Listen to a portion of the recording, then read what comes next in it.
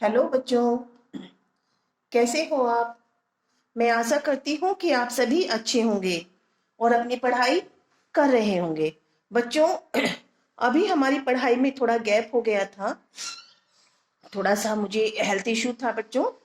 कोई नहीं, आपकी पढ़ाई कंटिन्यू रहेगी। अब सभी बच्चे अपनी पढ़ाई कंटिन्यू करते रहें, क्योंकि एग्जाम भी आपके जल्द ही आने वाले हैं।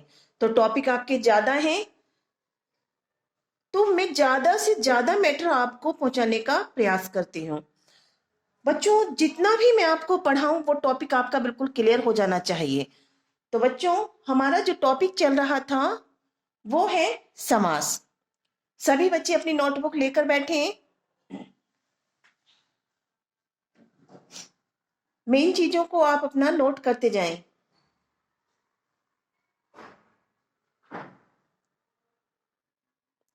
सभी बच्चों ने अपनी नोटबुक पेन निकाल लिया होगा। बच्चों, हमारा जो फर्स्ट समास था, हमने समास के प्रकार लिख लिए थे कि कौन कौन से समास होते हैं। कि हमारे जो समास है वो 6 प्रकार के होते हैं।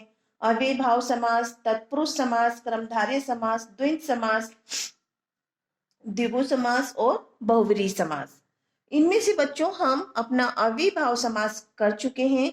जिन बच्चों ने अभी तक नहीं किया है तो वो पहले वीडियो को जाकर देख लेंगे। सेकंड, हमारा तत्पुरुष समास भी बच्चों कंप्लीट हो चुका है।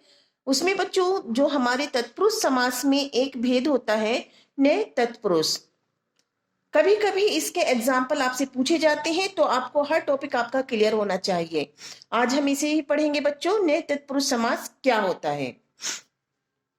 ने, जब पूर्व पद में नकारात्मक, नकारात्मक आप सभी समझते हैं निगेटिविटी होती है बच्चों, भाव व्यक्त करने के लिए ने अथवा ए वर्ण जोड़ा जाता है तो वहां ने तत्पुरुष समास होता है। तो बच्चों, जो आपको समस्त पद मिलेगा समास का या विग्रह मिलता है, तो आप उसमें ध्यान से देखेंगे कि उस समस्त पद में ए होगा, ठीक है, या फिर न होगा। तो यहीं से आपको पता चल जाएगा कि इसमें हमारा कौन सा समास है। सबसे पहले है बच्चों आपका अधर्म है। देखिए अधर्म में क्या आ रहा है बच्चों, ए। तो जो ए का हमारी इसमें प्रयोग होता है वो नकारात्मक भाव को व्यक्त करने के लिए होता है। जैसे बच्चों मैं एग्जांपल बताती हूँ आपको, न्याय। न्याय का मतलब क्या होता है भाई, किसी के पक्ष में उसके प्रति कोई आपराधिक क्रिया होती है और उसे वहां कोर्ट से कोई न्याय प्राप्त होता है, उसके हित में जाता है कोई डिसीजन। तो न्याय, अगर हम उसमें ए उपसर्ग लगाते थे क्या बन जाता है, अन्याय, यानी न्याय के विपरीत कोई घटना हुई है।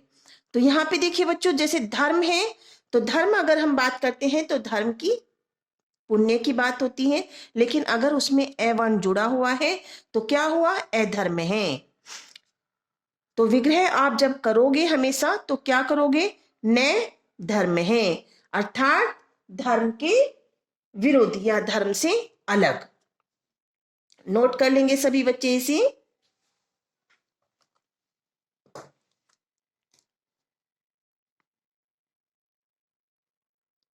धर्म से भिन्न उसका हिंदी अर्थ होगा, यानी धर्म से अलग है कोई चीज। सेकंड वर्ड है बच्चों हमारा असत्यम।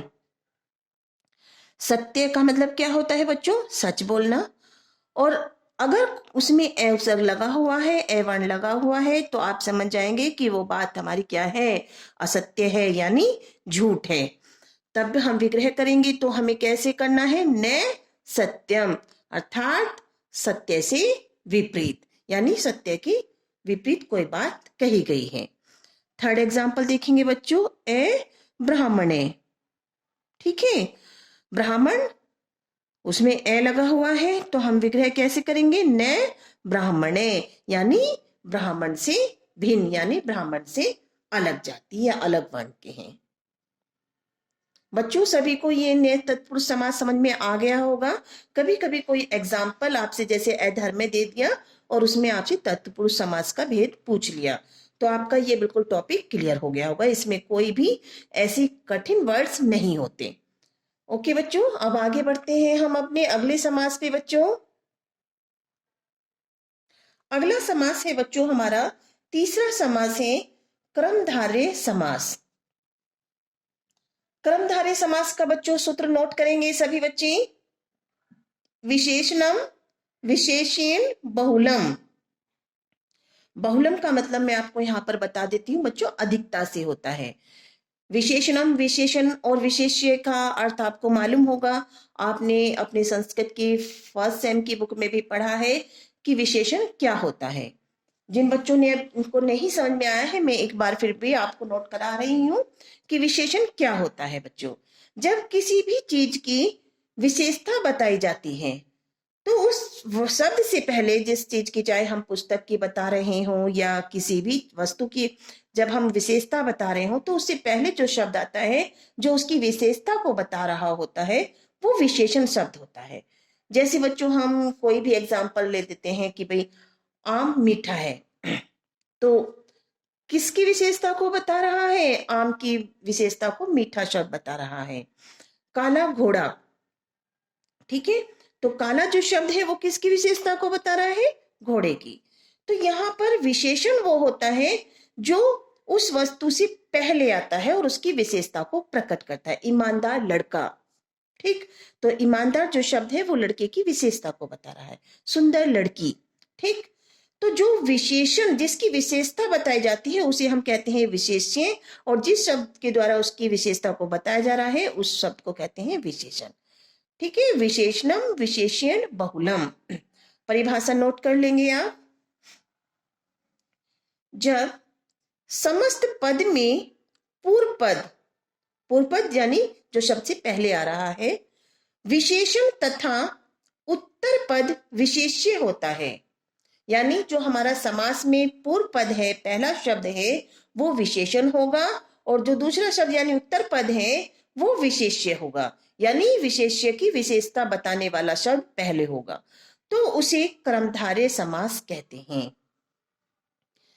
विग्रह अवस्था में, यानी जब हम समस्त पद का विग्रह करते हैं उस समय विग्रह अवस्था में विशेष्य के लिंग, विभक्ति और वचन के अनुसार ही विशेषण में लिंग, विभक्ति और वचन प्रयुक्त होते हैं।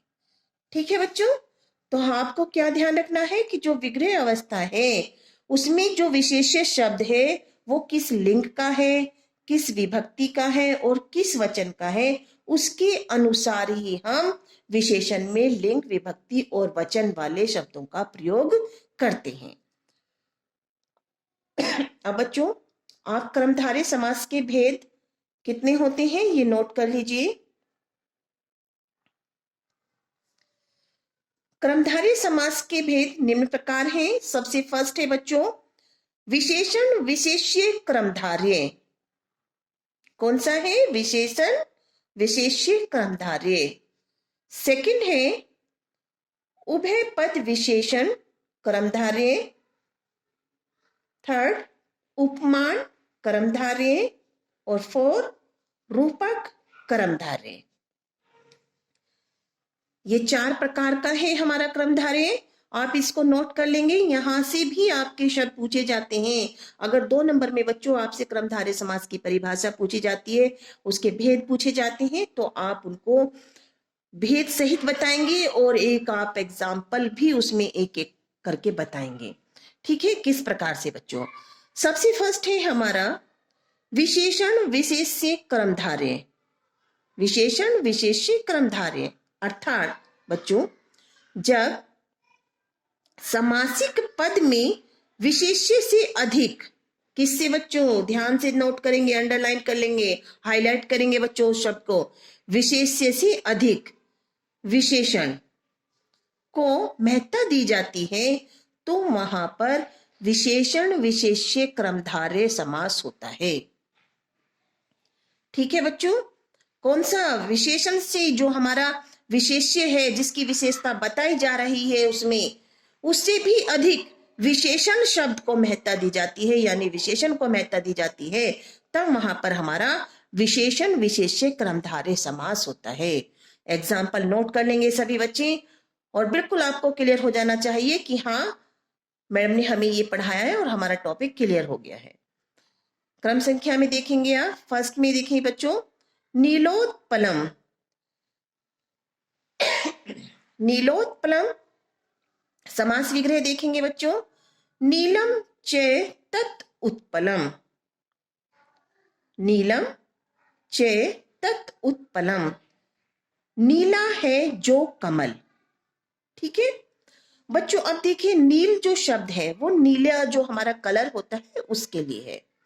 ठीक है, अब यहां पर देखिए नीला है जो कमल, तो कमल की जो विशेषता बता रहा है वो नीला कलर बता रहा है, और नीले को यहाँ पर विशेष महत्व दिया गया है। क्या है?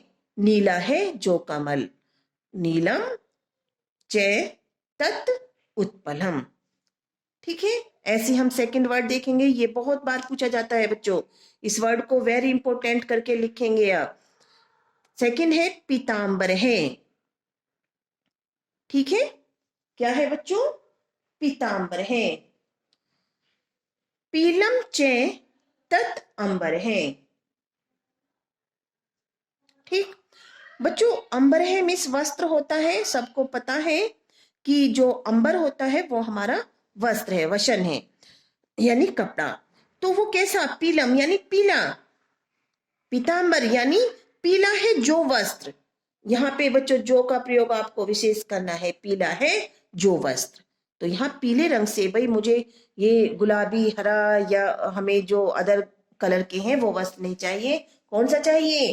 पीला है जो वस्त्र। तो कैसे हुआ?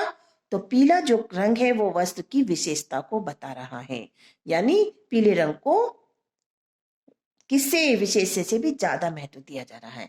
एक बच्चों हमारा ये सब बहुत आता है, महादेव, इसे भी आप नोट करेंगे अच्छे से। महादेव यानी महान है, 400 देव है। देव मीन्स कौन है? भाई देवता जो हमारे देवगण हैं, पूजने हैं वो। महामीस महान, महान है 400 देव है, अर्थात महान है जो देव, अर्थात महादेव। ठीक है बच्चों, तो ये हमारा विशेषण विशेष्य क्रमधारय समास है। तो मैं आशा करती हूँ कि सभी बच्चों को अच्छे से समझ में आ रहा होगा, और मैं बच्चों जल्दी से जल्दी आपको जितने भी आपके डिफिकल्ट टॉपिक हैं वो सबसे पहले आपको मैं याद कराऊंगी, अच्छे से उनको समझाऊंगी। और बच्चों इसके साथ साथ आप अपनी पढ़ाई कंटिन्यू करते रहिए, क्योंकि एग्जाम का टाइम आपके पास बहुत कम है। ठीक है बच्चों, तो मैं आशा करती हूँ कि आप सभी को अच्छे से समझ में आ गया है। आप सभी बच्चे प्लीज मेरे चैनल को सब्सक्राइब करें और लाइक करें। बच्चों आप अपना कमेंट बॉक्स में बच्चों आप अपना कमेंट जरूर दिया करें, ताकि मुझे मोटिवेशन मिले और मैं आपके लिए अच्छी से अच्छी वीडियो प्रोवाइड करा सकूं। थैंक यू बच्चों।